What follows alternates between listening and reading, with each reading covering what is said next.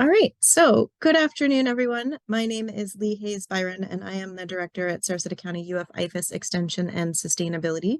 And I'm really happy to welcome you to the Solar in the Sunshine State class that we're doing. This is a great opportunity to get a good introduction to solar technologies and how it might be applicable in your situation.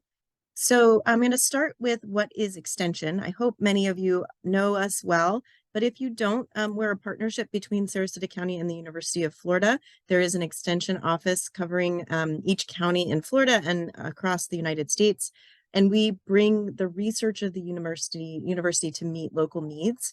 And we try to do that in a way that's relevant to each community. So here in Sarasota County, we have programs in 6 core areas covering agriculture, youth development, gardening and landscaping, sustainability, which is where this falls, natural resources and cover a whole lot of areas, wildlife, coastal issues, waste reduction, water resources, as well as nutrition and healthy living. So I hope you will enjoy this class, but also look at other opportunities to join us in additional classes and programs going forward. One big event that we're partnering with the Science Environment Council on is coming up December 2nd through 3rd, as well as December 5th and 6th.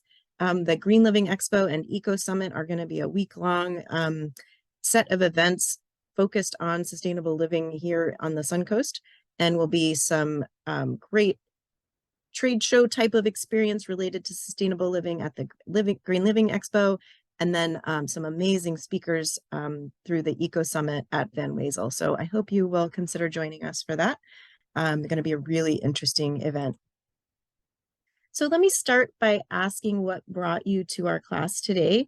I'm wondering what made you interested in solar generally, and if there are specific questions you want to make sure that I answer, we will have the chance to address those throughout the class, but it also helps me just to have the context of your primary interests in this topic. So if you want to take a minute, answer this question in the chat box. What made you interested in this class? We often have people who are interested in learning about solar as a way to save money or to reduce their impact on the environment, but people come to it for a lot of reasons. And so it's helpful to understand what the intent is, but also what some of the outstanding questions might be. Yeah, so if someone had to replace their roof and thinking about now that they have a new roof, what their opportunity might be around solar, good question. So we'll make sure to cover that roof age discussion as well. Oh, someone is already getting quotes from companies to install panels, and that's great progress. And hopefully we can give you some good information on questions to ask and those kinds of things. And they're also interested in including an electric vehicle car charger. And so that's double benefit. And we call that driving on sunshine. So some great opportunities there that we'll talk about. And then someone really early to the process. So we've got someone pretty far along, someone just wanting to learn the basics. Also, I think that's a question about homeowners insurance. So I will try to remember to address that. But if I don't, when we get to that section, please remind me. That's a really important question, especially in the current context. So awesome, really helpful information for me to have as we get started today. So here's what I'm going to try to cover in the class, and we have an hour. This is a pretty presentation heavy class, but please, as we go, enter your questions in the chat box, and I will make time to stop as we go along at interims in between the various sections to make sure we get those questions answered at the right time. So I'm going to start by covering the importance of energy efficiency, and then very high level on the benefits and barriers of solar technologies. I'll talk about what Sarasota County is doing in our own facilities. We like to lead by example. And then I'm going to dig into each of the 3 types of solar technologies: solar pool, solar water heating, and solar photovoltaic. And within each of those, I'm going to cover return on investment, any incentives or financing that might be available. And at the end, if we have time, I'll dig into some of the policies and trends and sort of innovations that are coming up. If we don't get to that section, don't worry. I'm going to share this presentation with you in a follow-up to this class. So you will get an email with the presentation as well as an evaluation survey asking you for feedback and some other resources. So you don't have to scramble to take a lot of notes. You will get the information, and anything we don't cover will be included in that slide deck as well. So I hope that is what you were hoping to get out of today. And as I said, please put your questions in the chat as we go. First, I want to thank several organizations who helped in developing this presentation over the last many years.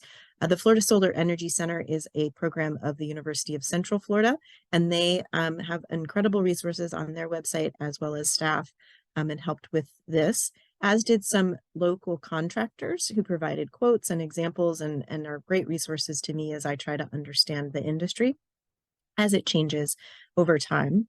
And then the UF IFAS Extension Program for Resource Efficient Communities is also a really great resource. So there's a lot more throughout here with links, and you'll see those when you get the presentation, but these were really instrumental in getting this developed.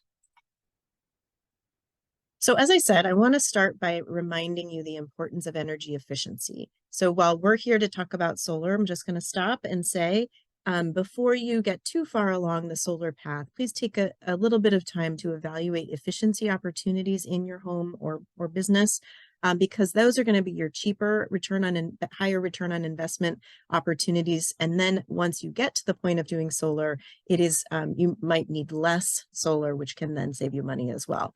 So reduce as much as possible and then consider solar. We have a whole class just on efficiency in the home, which is called Energy Upgrade, and I'd welcome you to sign up for that as well.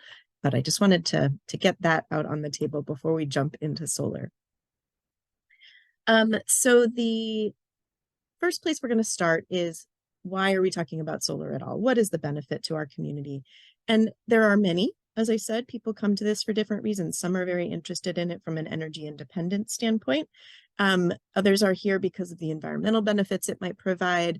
They might be here for the financial savings that you could see. And others might want to lock in the prices given increasing utility rates over time. They want some predictability in those costs. There are some additional ones listed here, which some are more relevant to the utility scale, but there are a lot of benefits across a whole lot of topic areas. And I'm just glad you're here, whichever of those might have brought you to learn more. But of course, there are also some barriers. We wouldn't be here if there weren't. There would probably be solar on every rooftop if some of these things weren't true. So there's high upfront cost, particularly for photovoltaic and to some extent solar hot water. And so that can keep people from making the investment, even though the economic value is there and the return on investment we'll talk about, but that comes over time. And so there's the high upfront cost and then the longer return, and that can be harder to justify or get to the point where you're ready to do that. There's also the low cost of electricity here in Florida, which might seem like a good thing, and of course it is from a financial standpoint, but when you are analyzing the payback for a solar system, that just makes it take a little bit longer to get to the point where you're getting your money back, whereas in a state that might have higher utility rates, that payback might be a little bit shorter. There may be surface area restraints on your roof, or if you're doing ground mounted, you might have shading considerations, and so all of these things might be considerations as you look at whether it is right for your particular site. And we'll talk about them as we go along. Okay. So quickly on what Sarasota County is doing. Within county operations, we have over 15 locations with solar water heating, and we have 4 locations with solar photovoltaic, which add up to over 380 kilowatts installed, which we're really proud of. And they've changed over time. We do have one that is ground mounted at our operations center out east on Fruitville. Our sheriff's support facility is the largest that we have, and our office at Extension at Twin Lakes also has solar photovoltaic and solar hot water as demonstrations of sustainable building strategies. And Sarasota County has also been involved in a collaboration called Partners for Green Places, which has provided solar for nonprofit organizations. We've helped provide grant funding for 166 kilowatts of solar installed on 4 local nonprofits, which helps them save an annually on their utility bill of between 22 and 70%, and that money then goes to support their mission. So they are having to put less money to operating and more money to their programs, which is really exciting. And then we come to this question of where is there good solar opportunity within the United States? And we are called the Sunshine State here in Florida.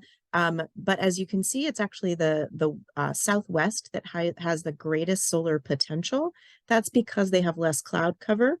But we're right up there with them and a really good opportunity. And when you look at the winter map, we actually get a little bit redder there because in winter we have better sun coverage due to less cloud cover.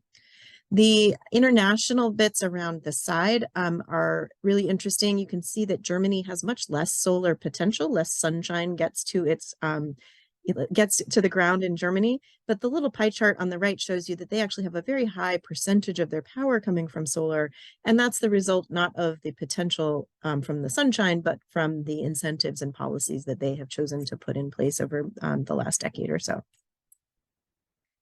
So I'm going to start with solar pool heating. This is the largest market for solar technologies in Florida, the most common application. And it's pretty simple. It's plastic panels that get attached to the roof and they can be retrofitted to the existing pool pump system. But what's important here is that it's only an energy or a cost savings if you're replacing an existing pool heater. Otherwise, it still provides a benefit. It makes your pool warmer to swim in. You can swim more throughout the winter. But it just isn't going to provide that financial or environmental benefit. If you are replacing an existing heater, it's actually quite good return on investment. It could be up to as low as 2 or 3 years payback for a solar pool heating if you're replacing an existing heater. This is what it looks like on a roof here in Florida. Very simple. Again, closer up picture here. And this is what it looks like attached to the pump. The one pipe goes, takes the pool water up to the roof. It uses the heat of the sun to warm the pool water. The other pipe brings it back down through the filtering system and into the pool. And you can actually develop or implement a timed system so that the temperature can be controlled based on when the water is going up to the roof. So in the middle of winter, you're going to want the water from the pool on the roof at the hottest time of day, in the middle of the day. But in summer, it might actually get too hot for you. And so you might run the pool, the solar pool heater at night to cool it down just a little bit. So it allows for that changing of timing and adjusting of the temperature. Okay, now I'm going to talk a little bit about solar water heating. This is another technology that uses the heat of the sun to heat water, but in this case, that water is used inside the home. So it would be used for your laundry and showers and dishwasher. It does use a water heater tank to store the heated water, as well as to provide backup, but it doesn't use electricity unless it's needed. So if it mostly uses the heat of the sun, and it does have an electric backup just in case it's particularly cloudy or you're using a lot of hot water at that time.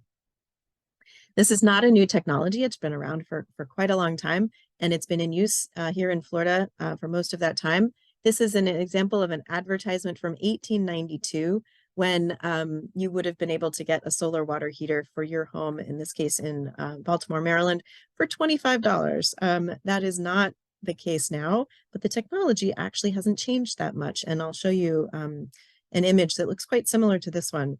It is, again, sort of amplifying the heat of the sun and sending the water back into the home for use. This is a picture of a solar water heater from the 1930s over in Miami. They have the water heater panel on the top, and the tank is actually in that, what is a false chimney on the top of the roof, and then they use gravity to send the hot water down into the home. This is what it looks like now, and you can see the image here at the top. Looks quite similar to that drawing from the 1890s. This is the one that is at our office on the ground so that it's easy to see. And it, again, brings the cold water up to the roof, uses the heat of the sun to warm it up, sends it back down into the home, into the tank, where it stays until you need it for use in your home.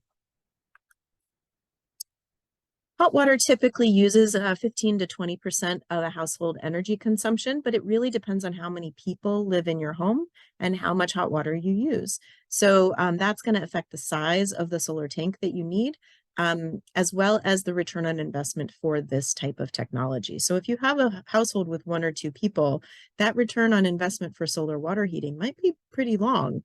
But if you have a larger household, it's going to be quicker because you're using more hot water. And as I said, all of these tanks have a conventional energy backup, so it can use electricity if it needs to warm up the water in the tank. Now, this one does have incentives. There's a federal tax credit of 30% of the cost. That reduces in 2033, but that previously had started to come down last year, but it was extended and increased due to the Inflation Reduction Act last year. So those incentives are in place until something changes at 1/3 of the cost. Energy Star certified solar water heaters qualify, and here in Florida, it is also exempt from sales tax. You can find links to resources to learn more about those incentives, as well as a calculator that helps you think about payback based on region and your electricity costs and all of that at the bottom of this slide. All right, so those were the two first technologies, and I'm going to take a minute to review the chat box and see if you had any questions I can help answer. All right, so got someone joining us from Puerto Rico. Welcome. There's someone that had a new metal roof and they're interested in solar and asking about the FPL solar program, and then also insurance issues. So I'm going to talk about both of those once we get into the photovoltaic section, but please make sure I remember. And then our energy upgrade class, it's a good question. We usually have them monthly, and so you can find that at our Eventbrite page, which is EVENTBRITE, and just search Sarasota County Extension Eventbrite, and that'll come right up, and you can look at the classes that are coming up for energy upgrade, as well as a lot of other good classes. All right, so they did a roof replacement and some air conditioning is coming up for an old system. So really, this is one of the many things you can do to increase efficiency in your home. And I'm glad to see that people are looking at this in a holistic way. So one question is, can you put a solar collector together with a conventional water heater? And I am not certain on that, but I'm pretty sure that I have heard that you can.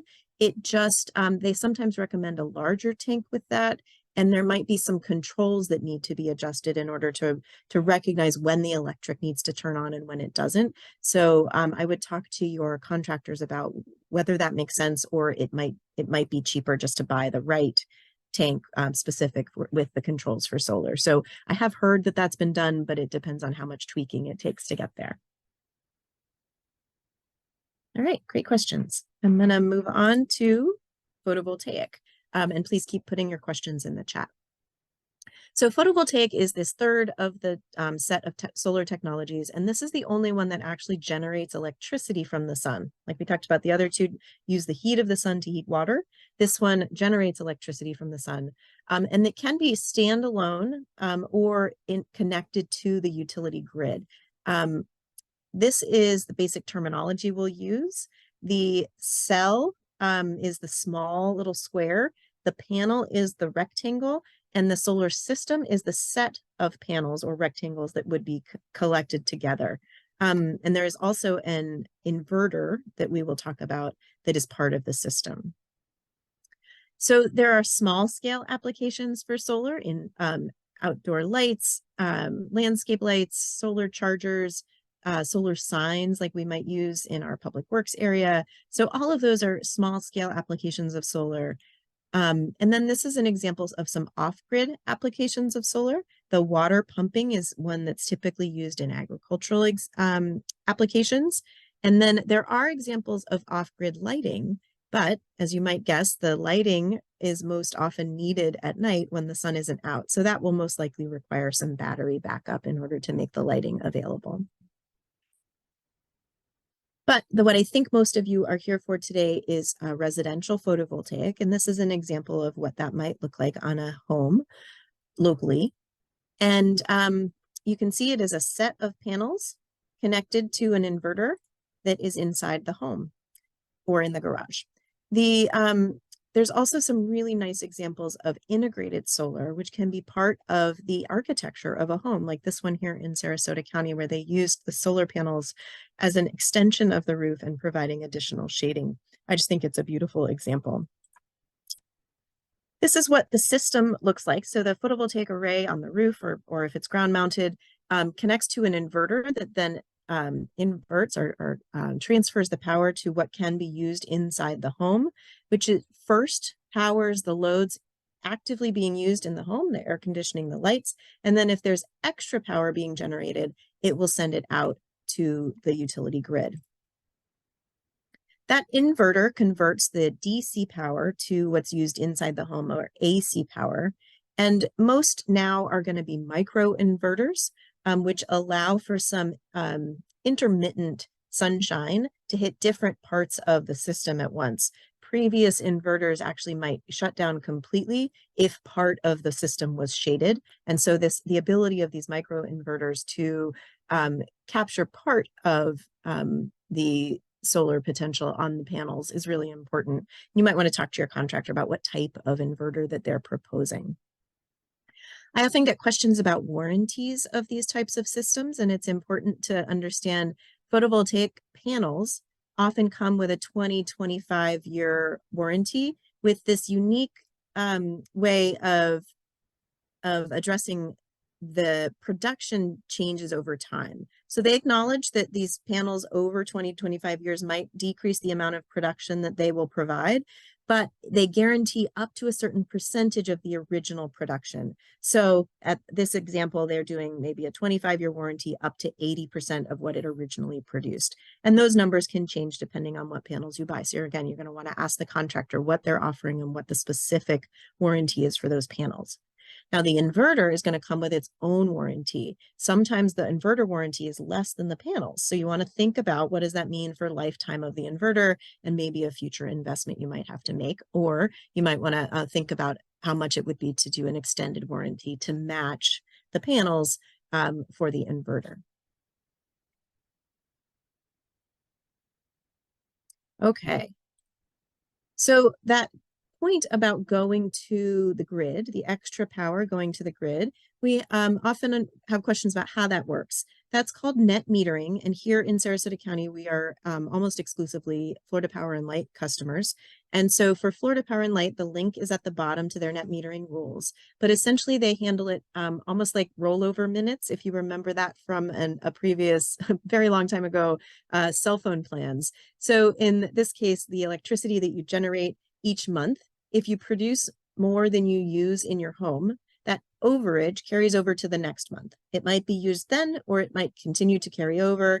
And if over the full year you have produced more than you used, the utility will pay you for that production, but they're going to do so at their wholesale rate, not the resale rate that we pay. So that part is really important to understand. And the lesson that we try to encourage people to understand is that means you don't want to oversize your solar system, solar photovoltaic system, because at that point, the extra that you provide to the utility is going to be paid at less than the amount that is offset throughout the year. I hope that makes sense. But you want to size your system just to the point where it's probably just a little bit under what you use throughout the year, so that you don't end up with one of those overages, and that value per kilowatt hour generated is much lower at that point. Okay.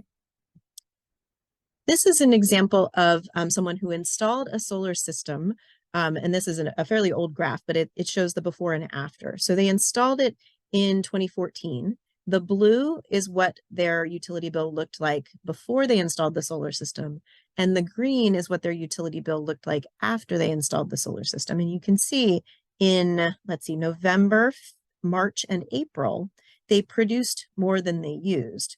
But throughout the year, our usage changes and the production changes. So over the year, they didn't overproduce. It was just in those specific months when that would have rolled over to the next month and reduced their bill from there. An important change that happened last year was that the Public Service Commission approved Florida Power and Light's rate structure to include a new minimum base bill of about $25. So they have required a payment of a minimum of 239 kilowatt hours equivalent each month, even if you didn't pull that much from their grid. So if you overproduced, you're still going to now pay at least $25 to FPL every month. So just keep that in mind. Again, that overage is now somewhat mitigated by this new policy about a minimum bill. The minimum bill used to just include some taxes and fees, which was around $10 for this example that I provided you.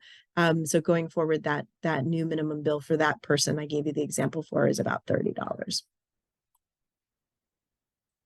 Another question we very regularly get is what happens if we have a power outage from something like a storm. When the grid goes down, the solar systems have to be shut off. That interconnection agreement is required by all utilities, and it's a safety strategy for the line workers who are coming to fix the lines. If the power were coming from your solar system to the lines, that's very dangerous for them. So it has to have this automatic shut off when the grid is down. But if you're interested in the resiliency that could come from solar installation on your home in a time of a power outage, the solution to that is batteries. And so this battery backup system connected to your solar system provides that power during a utility grid shutdown. And those are, very well established now. They are readily available, more efficient than they used to be, less large. Sometimes they used to take up big chunks of garages, and now they can just be attached to the walls. So that technology is getting a lot better.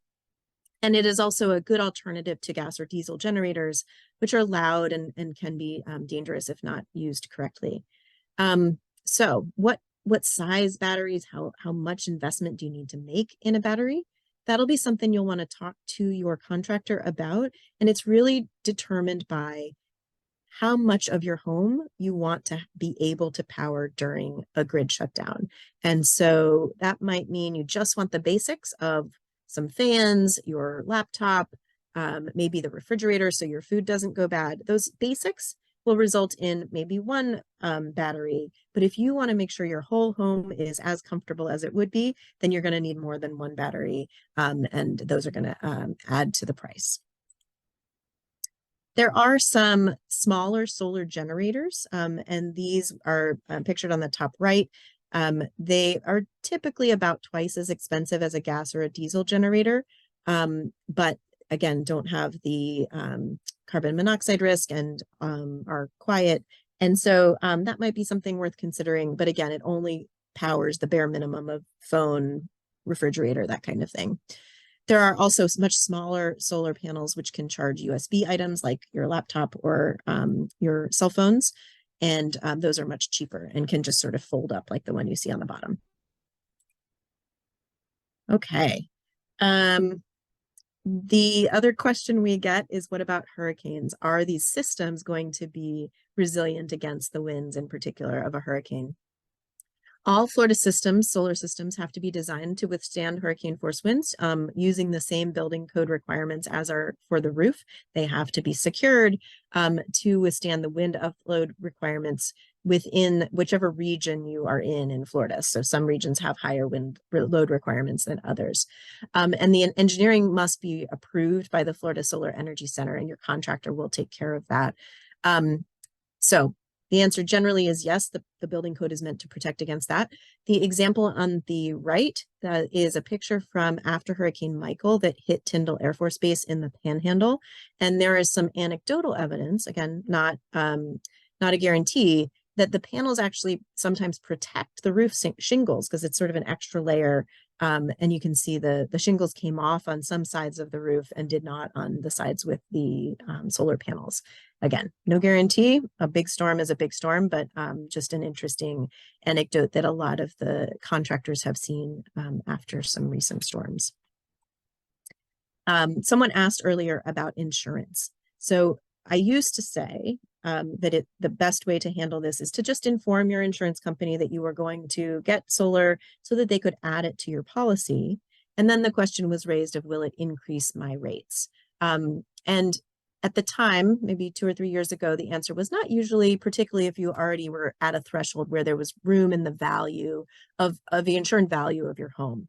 But recently, I think most of us know that the insurance market here in Florida has gotten somewhat fragile or less, there are less providers. And so you want to be a little more careful now. Reach out to your insurance company before you get too far in the solar process to be sure that they're not going to raise your rates too much, or in some cases they have threatened to drop a policy. But it shouldn't happen based on any risk, because as we've said, the systems have to be designed according to the building code. It's just that there are a lot of insurance issues happening in our state at the time. So you just want to make sure it's not going to affect your insurance policy. Let me stop here for a second and check our questions, because this is an information intense section of the presentation. Let me check.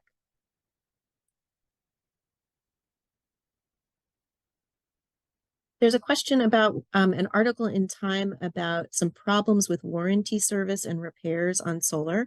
I haven't seen that article, but I will look that up. Thank you for that tip. My general response on warranty and service and repairs is it really comes down to the companies that you're working with. And so later I'm going to talk to you about ways to pick a contractor, ways to pick the manufacturer for the panels you're using. Of course, there's no guarantee that you're going to get the service in the way that they promise, but there's some homework you can do to try to look into the companies that you're using. And thank you for the tip on the article. I'll look at that. So I'm going to dig into some of these incentives again, and then we'll look at some pricing and examples of how the financials look. So the first thing is, just like with solar water heating, there is the federal tax credit, which is at 30% of the cost. And that's in place until something changes, until 2033. So you have some time. It used to be a hurry to get it in every year, but it is in the federal law through 2033. You do want to think about, though, do you pay enough taxes every year? If you're on a fixed income and you're retired, you may not be paying enough to then offset that cost, or you may need to spread it out over time. That last bullet there says direct pay provision for nonprofits. If you're looking from a residential standpoint, that's not relevant. But if you work for a nonprofit and you're interested, this is a really good benefit that was also put in place by the Inflation Reduction Act in order to allow nonprofits to take advantage of the tax credit that they didn't used to be able to do. And then here in Florida, the solar systems are exempt from sales tax, and it is also exempt from residential property assessment. What that means is that if you have a $275,000 house and you put on a $25,000 solar system, your property tax assessment will not then be $300,000. It's going to stay at the $275,000 level, which is good. It doesn't increase your taxable value for your home. All right. Additional incentives can always be looked up at this website, which is the database of state incentives for renewable energy, which is dsireusa.org. And it's incredible information across the United States. You put in your zip code, you put in whether you're interested in efficiency or solar or other technologies, and it'll give you a list of all the potential incentives that might be in your region that you might want to look into, from utilities or from local governments or federal or state governments. So I've shared with you what was current at the time I developed this presentation, but you probably want to check this to be sure you're maximizing it at the time you make this investment. All right, so how about your site considerations? We all are in different places. If you are in a home and you're interested in this, you want to think about the roof orientation.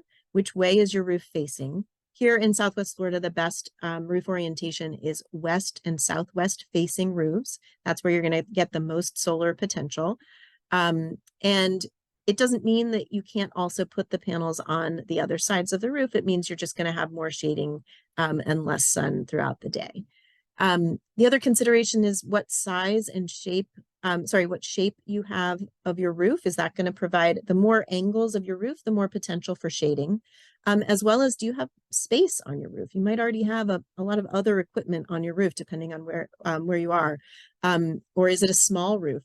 Sometimes buildings with multiple stories have smaller roofs. So think about the roof itself, also about the roof age and replacement schedule. I saw someone earlier say they just replaced their roof. That's a really good time to think about solar, because roofs have a long lifetime and solar systems have a long lifetime. So you don't want to put a solar system up on a roof that's going to be replaced in just a couple or few years, because you're then going to have to pay someone to come out, take the system off, replace the roof, and then come back out and put the system back on. Shading we've talked about. So you might have shading from the roof design, but you also might have shading from a tree. And there are a lot of benefits that trees provide. So we don't want to cut down a tree in order to put solar. We want to find this middle ground of a good place to put it with the trees. A somewhat detailed consideration, but I want to make sure to mention is you want to have the energy being used on the same meter as the solar system is installed. So there's an example of someone who put solar on their barn, but the biggest energy user was their house. So if the barn had a separate meter, the solar system can only be offsetting the power of the meter it's connected to. So make sure that it's connected to the meter that is using the most power. The sizing of the system, we talked about not wanting to oversize it. And then Florida Power and Light has a different tier system if your photovoltaic is over 10 kilowatts. And so that comes with additional fees and additional liability insurance requirements. So just keep that in mind if you want to go with a bigger system. Okay. Keep putting your questions in the chat if you have them. And I'm going to keep digging into this. It's a very detailed process, but I want to make sure that you are informed consumers if you're thinking about it. So there are some market challenges that I wanted to share with you. The first is, like with a lot of things in the last few years, there have been some supply chain issues. A lot of those have improved compared to a couple years ago, but they're still there. So be mindful, there might be longer delays or additional costs. And that is also reflected in some inflation just overall in the economy. But while solar panels themselves had been going down really consistently in price, that price decrease has slowed, and in some cases it started to increase a little bit. But overall, the trend over the last decade has been significant decrease in prices of solar panels. There has been a tariff dispute related to solar panel manufacturers internationally, and so the Commerce Department was looking into that. I think they've made some progress there, but just be mindful that that can affect international manufacturers as compared to domestic manufacturers. And the other considerations are, what does the policy context look like in your state? Here in Florida last year, there was an effort to change the net metering laws that would have been less supportive of distributed solar. It ended up getting vetoed by the governor, but it did pass. And so that uncertainty caused some concern within the solar marketplace in Florida. And then there's been a lot of increases in electricity prices here in Florida recently as well. So that actually ends up making solar look more attractive. So all of these things are just factors to think about as you're looking at the financials of a potential solar installation. All right, so there's two tools, online tools that you could use if you want to just do an initial assessment of your location. The first is called Project Sunroof, and it was designed by Google. And you just put your address in at their website, and it'll pull up an aerial image of your home and give you a sense of the solar radiation potential on your roof. And it'll also give you an estimate of the savings if you maximize that solar potential. That said, it's just a national online tool. It is not very localized, and so you'll really want to dig into it more. But it gives you just an initial assessment. And it also shows you if you have a lot of trees, as you can see in that second house from the top, those trees are providing shading, and it gives you less solar potential than in that first house that you see up at the top that is sort of the perfect roof for solar. The second tool is called PV Watts, and this is available from the National Renewable Energy Lab. And this is a similar tool, but in a lot more detail. So those of you who are really technology savvy and love to dig into the details and the data will have some fun with this tool. It gives you month by month potential for solar production, the financial value of that, how much you could produce per year, and really dig into it for your specific location. Now, I said we'd talk about selecting contractors. This is where we're going to do that. And there, it's, again, somewhat complicated, but take from this what works for you. Like with any contractor, you want to look at how long they've been in business, but how long have they been doing specifically what you're asking them to do? And how many local installations of that type of solar have they done? So there are contractors who really specialize in solar water heating or solar pool heating, but they may not be as good at solar photovoltaic or not have as much experience at solar photovoltaic. So ask about the types of installations they've done, how many of them have been local, how long they've been doing this. You can also look up if they have a solar contractor's license at the myfloridalicense.com. It is not required to have a solar contractor's license, but it might be an indication that they've taken extra training and gotten into this in a little more detail. They can have a plumbing license to do to do solar water heating, and they can have an electrical license in order to do photovoltaic. But again, they can take that extra step and get the solar contractor's license. Similarly, you might want to look at what kind of additional training they've done. NABCEP is a national solar contractor training program. And if they have taken the time and the investment to train their staff through NABCEP, that's an additional certification you could ask about. Again, you can look at reputations and reviews. I think we're all getting pretty good at doing that. Lots of information is available. And then, as always, with any contractor, you want to make sure that they have the right liability and workers' compensation insurance. And lastly, you want to ask them what kind of equipment they are proposing for you to use on your house. So I often think about it, solar panels themselves, the manufactured panels, come in all kinds of efficiencies and price points. Just like when you buy a car, you could buy the Toyota or you could buy the Lexus, and they come with different features and different price points. And you want to understand which of those you might be getting as a part of the quote. And it makes it hard sometimes to compare apples to apples when you're getting multiple quotes. So we want to encourage you to get multiple quotes, ask the questions, what assumptions are they using in their calculations for you?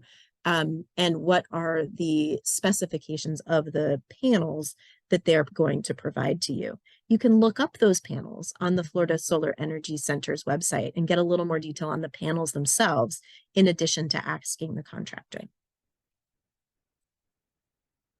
Okay, so I got some quotes over the last several years, and these are not fully updated, but it just is meant to give you a sense of the calculation that's involved.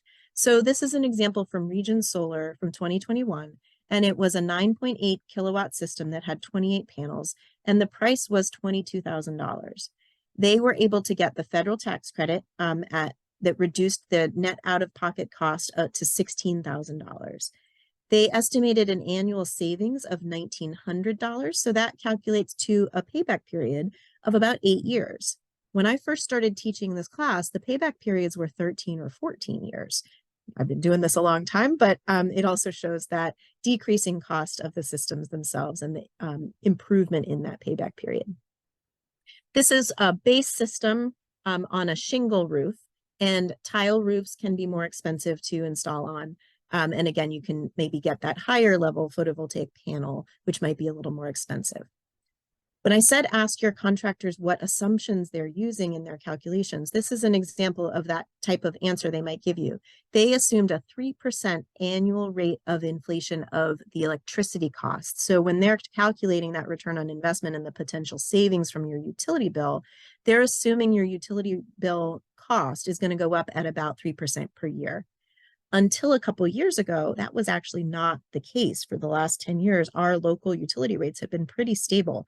But in the last 2 years, they have gone up significantly, almost 25%. So that 3% average over time for the 25 years of your system is probably close, but you're going to want to know what number your contractor is offering you and make what assumptions they're making. This is another example, but in this case, it includes financing. So the first one was just paying cash or money in the bank. But if you don't have or don't want to spend the money you have in the bank, you got to take into account the financing cost, the cost of capital. So in this case, their payback period is decreased is increased significantly because you have to take into account that 7.5% interest rate that is provided here, as well as the costs and fees related to the financing.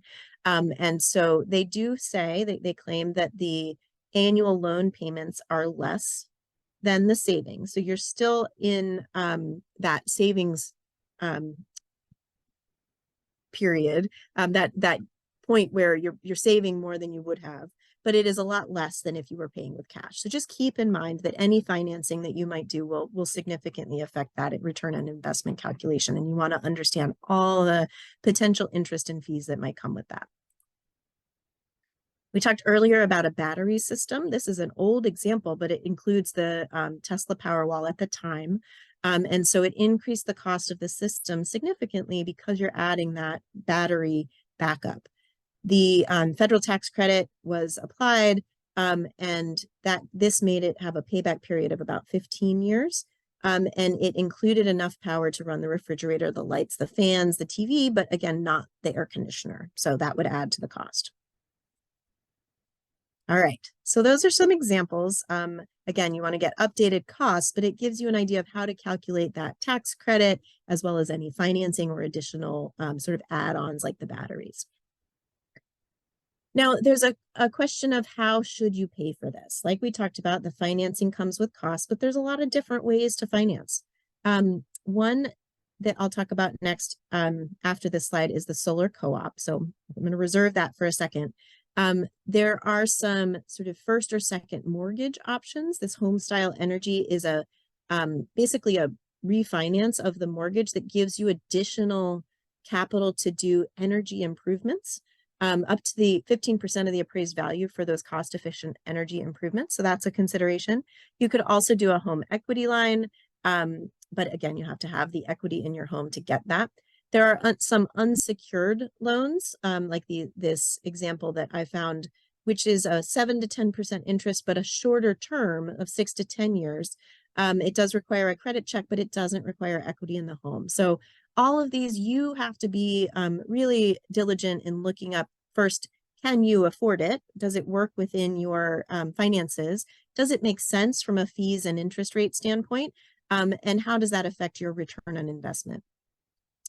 The Solar Energy Loan Fund, or SELF, is a nonprofit that actually works to provide financing on various types of personal and unsecured loans. And they have programs specifically for veterans and women and seniors. So you might want to look into that.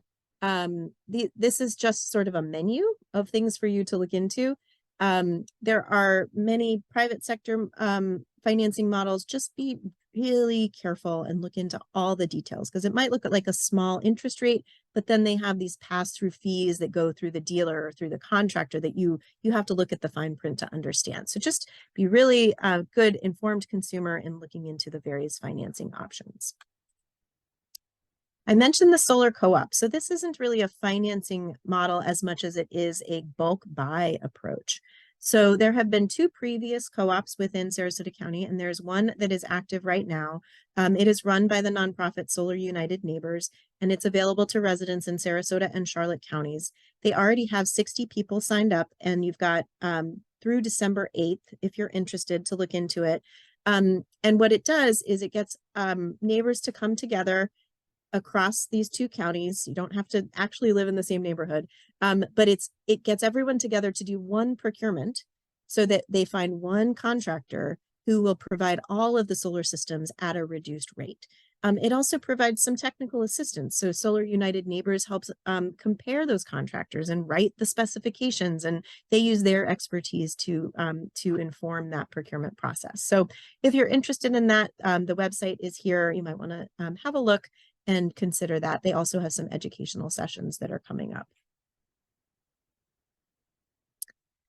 Someone earlier asked about the FPL program. I think this is probably what you were thinking about. It's called Solar Together. This is a utility-led community solar model. In this case, the utility installs solar in a centralized, large-scale way, and then they sell back basically the production of that solar system to their customers. And so it allows customers to get basically the green electrons from this solar system that is not on their site. It could work well for people who live in condos or who have shaded roofs, that kind of thing. So I personally have a big tree that shades my roof. And so I have considered participating in this as a way to green my electricity, even though I can't have the solar on my roof. There are a lot of details to this, which you can dig into on the slide further. For a while, they were oversubscribed and they had a waiting list. Last that I looked, I think last month, they were accepting new customers. So that join today link was from then. So you might want to have a look and see what that means. You don't immediately get savings. You pay into the system for a little while, and then they project that at a certain number of years, you will start to see savings. I will share that the first couple years of the program, the savings have not been as large as they expected. And so it might take longer to get savings based on that initial production so far. But again, it depends on what they do and what they install. Looking at our time, I'm going to stop and look at the questions, and then I will dig deeper if we have time. The only question I see is, are you familiar with EnergySage.com as well as any local co-op? So I just shared the local co-op, which is active now. It's good timing if you're interested in looking into that. EnergySage.com is a for-profit website that has relationships with local contractors across the country, sort of a consolidator. So they can take leads. They basically provide leads from people who are interested in solar and then give you references to local contractors. So again, it is a for-profit model, but it is an interesting way to get access to some local contractors, and then they'll connect with you and you get quotes with them that way. Energy Sage does have some interesting educational material on their website as well, but just be mindful that it is a for-profit company, so that you want to do your own research as well. So I hope that answered that question. Is there a manatee co-op? There has been in the past, and I did not see one that was active currently. You might want to contact Solar United Neighbors, and they might bend the rules a little bit, or at least they could tell you when they're planning to do one in Manatee County. So hopefully that's helpful. All right. So we have about 6 minutes left. I'm going to keep peeking at the chat box. If you have more questions, please put them in there. But like I said, I have a lot more slides in here that I can cover. So until I see more questions, I will keep doing that. This slide talks about property values, and I have to be really careful here because, of course, there's no guarantee what you will get when you decide to sell your home. But this study showed that when they compared homes with solar and without solar, they were comparable homes in the same marketplace. They did this in 4 states, one of which was Florida, and we actually had 4 of the pairs of homes. 2 were in Northport and 2 were in Lakewood Ranch. So we have some very local data, but it was from 2016. So just giving you some context. So that study found that there was an increased sale price of the homes that had solar. So it showed that at the time they did recoup some of the cost of those solar systems that had been installed, about a 3 to 6% higher value of the home than the homes without solar. So hopefully that can help you understand, if I make this investment and then I sell my home, am I going to get some of that back?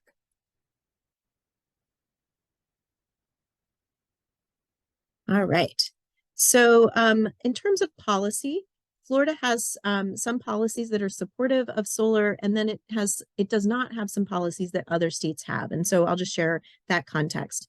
There is the residential sales tax and property assessment exemptions that I've mentioned. It also has this solar rights statute, which is really interesting. And it provides that a homeowners association or other organization can't take away your right to have solar on your home. They might have concerns about, what it looks like or those kinds of things, but they can't tell you, no, you can't put solar on your home. And that is something that we have heard in the past is I wanted to do it, but my homeowners association said I couldn't. And that's where we say, look at this Florida statutes 163.04 to understand your rights. There's also a right to have a clothesline and to have Florida friendly landscaping. So these are protections built into the state statute. There is not in Florida what's called a renewable portfolio standard that requires utilities to provide a certain percentage of their power from renewable energy. And there is also not the ability to provide what are called power purchase agreements. So that is where a third party would come in and put solar on your roof, and you would pay them for the electricity that's produced. In Florida, there is this monopoly utility structure that only Florida Power and Light can be the one to provide electricity to you in our region anyway. And so those power purchase agreements are how some of the solar is taking off in other states, but those aren't happening here. So there are some really supportive policies and other opportunities for additional support should the state decide to do that. This is an example of where there are renewable energy requirements and actual goals across the country, just to give you a sense of the distribution of those policies. All right, I don't see any other questions. So I'm just going to end with this, and that's that the technology is just rapidly changing, both for the panels themselves, for the batteries, for how the panels might be integrated into your home. So this top example is of integrated solar roofing tiles. I will say they're not very common still, even though this concept came out several years ago. They are starting to be provided here in Florida, but it's slow coming out and into the marketplace. It takes an interesting mix of roofing contractor skills and solar contractor understanding. So those partnerships are still being developed. But it's really exciting what is in the future of solar, even thinking about floating solar, taking advantage of some of our stormwater ponds or reservoirs as opportunities to do some more solar generation. So the technology is changing fast. The batteries are becoming more efficient. The panels have been going down in price in the last decade. A lot of really exciting developments in this area. So I'm going to end here, and thank you so much for your time. And I'll see if there are questions in the chat box. But if you don't have questions, I will just ask you to watch for the email that will come out with the evaluation and with the slides and resources. And we would really appreciate your feedback on this class. Thank you so much for joining. I do see a question about PACE as it relates to financing. So PACE stands for Property Assessed Clean Energy, and it is a financing tool that actually puts an assessment on your property taxes. So it's not a loan, it's an assessment where you pay back the cost of the solar system over time through your property taxes. And there are regions of Florida where this has been enabled, including in Sarasota County. And so there are providers, PACE providers, that work with contractors in order to, the contractors would give you a quote both for the system and for the PACE financing through that third-party PACE provider. So we have found that the interest rate for PACE tends to be like 7 to 9%. And again, it's important to understand all the fees and things that go with that, and that it's not something that you would normally, like with a mortgage, you go through a detailed analysis of your ability to pay, your income and all of that. That doesn't happen with the PACE providers. They look at other things like equity in your home and the value of the system and that kind of thing. So just be mindful, again, do your due diligence. That is one of the options for financing. Just understand all of the terms and conditions. I am so glad you all joined today. I really appreciate your time and your great questions. Stay tuned for that email with the evaluation and the presentation, and please reach out if you have any questions. Thank you so much.